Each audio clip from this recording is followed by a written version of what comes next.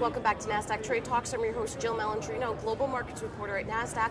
We've been coming to you live from Inside ETFs in Hollywood, Florida. Joining me for this segment, we have Sean O'Hara. He's the president with Pacer ETFs Distributors, and we're going to focus on peak earnings. Sean, great to have you back with us on set. Let's talk about that peak earnings. You think that's where we are right now? Well, I think what you're seeing is a little bit of a slowdown. We had such a great year for earnings last year, mostly driven by tax cuts and deregulation. I think it's going to be difficult for that trend to continue. You're starting to see things softening up, and I think that's sort of why I think investors are a little bit cautious today. You know, we're at this ETF conference, right? There's all these other ETF companies around here. It's a giant industry today.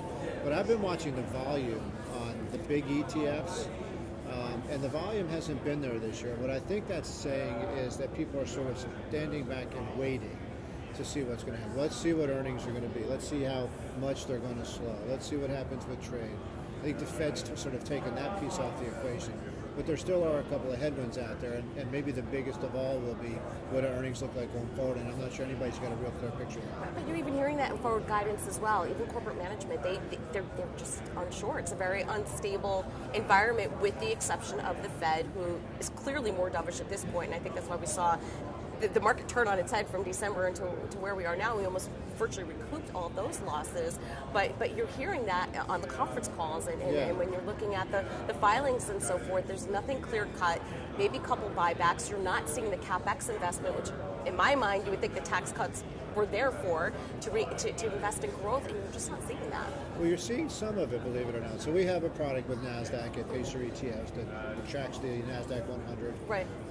Uses the trend follow mechanism. But if you focus on the Nasdaq 100, what you're seeing is some of those names, like Amazon, for example, the traditional FANG stocks, are sort of getting hurt a little bit here because they're announcing such large CapEx expenditures coming forward, because the core of their business relies on a part of the infrastructure that needs to continue to be built out, which is, you know, cell phones, fiber optic, and data centers. And so if we're going to see this revolution in AI or the Internet of Things or e-commerce continuing to grow like it's going to grow, or streaming, you need to see that. And well, so we're seeing it in technology. Yeah, so on the technology side, there are, you know, these big capital expenditures that are coming, and I think that's also going to be a little bit of a headwind for investors going forward. All right, and for 2019, are you more constructive on the market, or do you think we'll see some of that volatility that was experienced in Q4, which is not always a bad thing? Markets are supposed to go up and down. Well, we actually had a great Q4 because the trend following strategies we have moved to T-bills, and so we missed all of the excitement, so to speak, all that potential agita about, you know, is this the big one? Right. I think we're going to see continued volatility, and if I was an investor looking forward today, I think I'd be looking at increasing the quality of the names in my portfolio as opposed to just being more broad-based. I think values at some point is going to, you know, make its turn against growth. It's been a long time. I think if I was near or in retirement, I'd start to have a strategy that would protect me on the downside and let me manage my risk on the downside, because we are in the 10th year of this bull market, and not, you know, bull markets don't all last forever. Sooner or later they come to an end. Not saying this one is. I think and nobody's predicting a recession this year. Nobody's predicting catastrophic earnings revisions to the downside.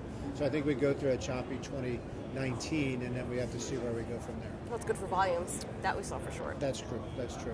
All right, Sean, thank you so much, as always, for joining me. Thank you. And thank you for joining me throughout the day. I'm Jill Malandrino, global markets reporter at Nasdaq.